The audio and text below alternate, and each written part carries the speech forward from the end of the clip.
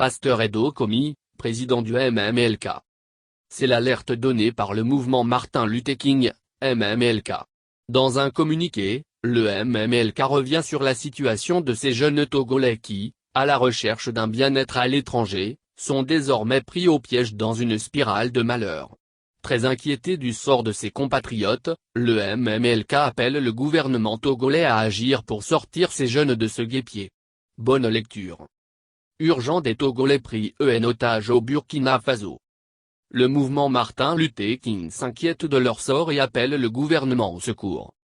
Depuis quelques jours, des rumeurs persistantes faisaient état d'une situation relative à un certain nombre de Togolais enfermés dans un camp de fortune au Burkina Faso par des individus mal intentionnés et avides de gains faciles. Pour cause, ces compatriotes auraient été sollicités pour des prétendus et fictifs emplois au Burkina Faso, qui malheureusement, ont tourné à des mésaventures. En effet, le mouvement Martin Luther King, informé, s'est engagé à tirer la situation au clair pour ne servir de fake news à l'opinion. Finalement, fin juillet 2021, le MMLK a rencontré une dame dont son fils et la fille de sa sœur sont détenus dans ce camp mobile qui est tantôt à Ouagadougou, Bobo Dioulasso et Kokoro.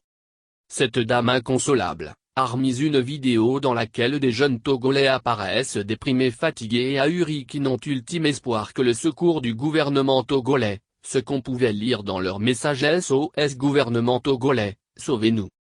Dans la vidéo, les victimes dénoncent la supercherie et la complicité d'autres Togolais, qui étant sur place au Burkina, les avaient convaincus à aller y travailler avec eux alors que tout est faux. Une fois sur place, ils se rendent compte qu'ils sont victimes de traite de personnes et de l'exploitation et que l'emploi qui leur est promis n'est que du vent et de l'illusion. Nos compatriotes sont donc la source de leur malheur et ils l'expriment clairement dans la vidéo. Quant à leurs conditions de vie, elles laissent à désirer et les exposent sans doute à la faim, à la malnutrition et à la précarité. Les jeunes filles quant à elles, sont exploitées sexuellement et livrées à la prostitution et au proxénétisme. Dans le camp, les ravisseurs leur exigent un certain montant d'argent qui leur garantirait un voyage en Occident, ce qui au fait n'est qu'un moyen pour les racketteurs. Les plus courageux, férus et passionnés qui croient toujours au voyage européen, bousculent leurs parents, proches ou amis vivant au Togo ou ailleurs à leur envoyer de l'argent, pensent-ils, pour suivre leur aventure vers l'Eldorado. Alors qu'en fait, ils sont enfermés dans un camp dont les localités ne sont pas identifiées avec précision. Au regard de tout ce qui précède, l'heure est grave et la vie de nos compatriotes est en danger. Ces vidéos à notre possession illustrent l'altération et la gravité de cette situation.